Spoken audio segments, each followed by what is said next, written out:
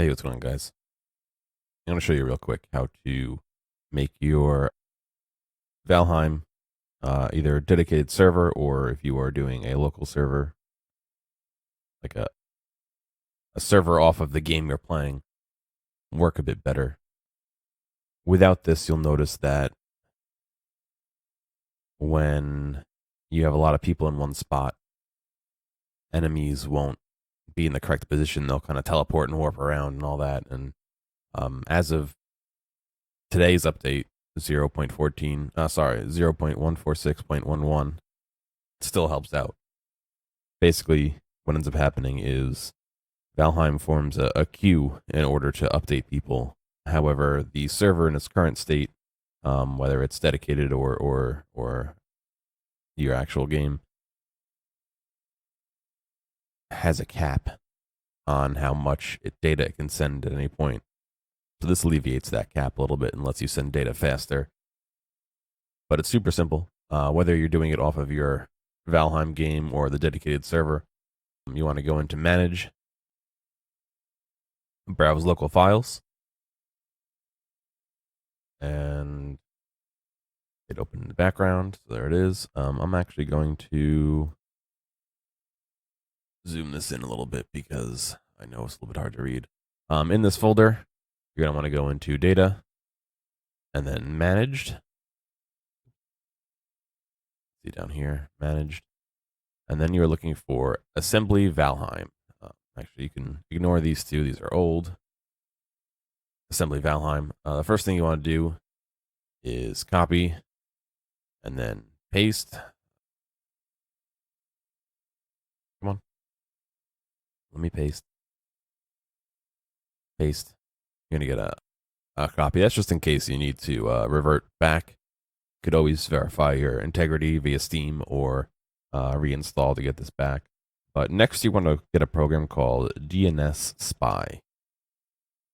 Pop it up on screen here. Let me zoom this out a little bit so we can all see.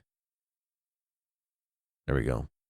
And so what DNS Spy does partially is allow you to look at DLLs.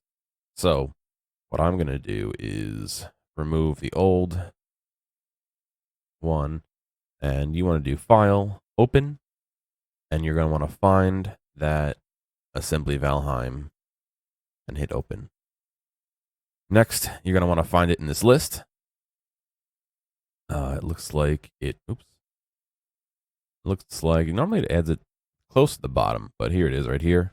You want to open that, open it again, open these brackets, and you're looking for Zdoman, Zdoman.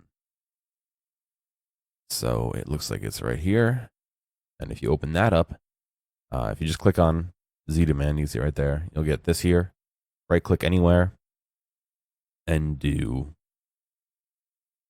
all right, not anywhere. Right click on the background and do Edit Class in C#. And it's going to look a little intimidating, but what you have to do is find, I believe it's line 1220. Let's see, what line is it actually? It changes actually depending on the update. So you'll be looking for a specific line in here. You're gonna look for private int m_data per second, and it's gonna have a value here. If you're running a dedicated server and you have the upload, I've had a really good result with just adding a 0 onto it and having it be 614,400. If you are running this as a local server, not a dedicated server, and you're worried about your upload speed, you could double the original number. You could times 4 the original number. You whatever makes sense for you. Basically, this is the data cap, as far as I can tell, the data cap that the server is allowed to send. So the higher this is, the more updates the other clients will receive. Obviously, if you're playing a local game, you're going to have the most up-to-date information. If you're playing it on a server, like I said, adding a 0 to end of that has been giving us good results. It's giving us a lot of overhead, a lot of room to play, and it seems like people are getting the updates as to where the enemies are pretty quick. The one thing this isn't helping us with is if there's a lot of items on the ground, sometimes it's a little hard to pick them up still.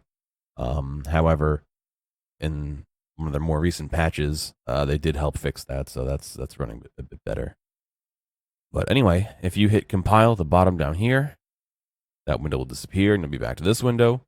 Hit file, save module. It's going to ask you where you want to save it. It should just fill in the exact same address. That's perfectly fine for me because I made a copy. Okay, save it.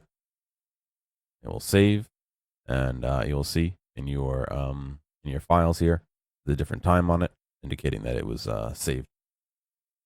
And that's it. You're done. You can run the server as normal. If it's your dedicated server, you can go back to your Valheim folder or whichever place you have that batch file, start that up.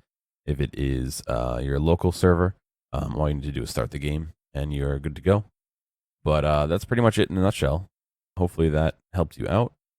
And yeah, hopefully you are able to make some better use out of your server.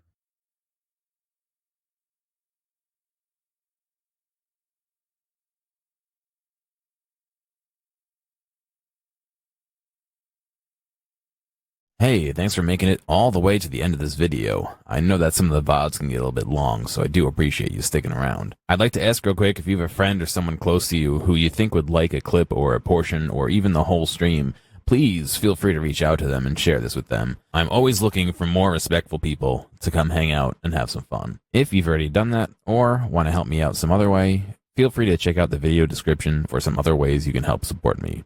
Thank you, and I'll see you next time.